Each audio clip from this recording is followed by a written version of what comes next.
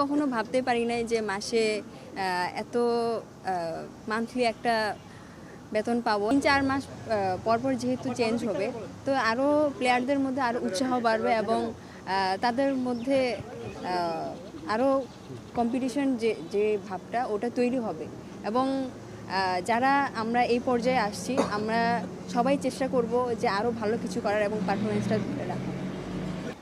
আসলে কখনো ভাবতে পারি নাই যে মাসে এত মান্থলি একটা বেতন পাবো এবং এটা প্রত্যেকটা প্লেয়ারেরই খুশির ব্যাপার। চ্যালেঞ্জটা আসলে আমরা পজিটিভভাবেই নিতে চাই, যেহেতু খেলার প্রফেশনে আছি এবং আমরা সবসময় চেষ্টা করি দেশকে ভালো কিছু দেওয়ার এবং দেশের জন্য ভালো কিছু করার এবং বাংলাদেশকে ভালো পর্যায়ে নিয়ে যাওয়ার।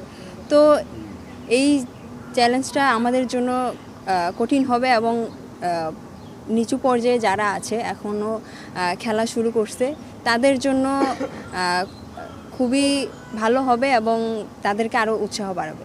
আসলে প্রত্যেকটা প্লেয়ারেরই স্বপ্ন থাকে অলিম্পিকে কোয়ালিফাই করার এবং অলিম্পিকে খেলার। তো যেহেতু এরকম এক সাপোর্ট পাচ্ছি দেশ থেকে এবং দেশের প্রধানমন্ত্রী যে আমাদেরকে সুযোগ করে দিয়েছে, তো আমরা চেষ্টা করব অলিম্পিক পর্যায়ে খেলার এবং আরও ভালো করার।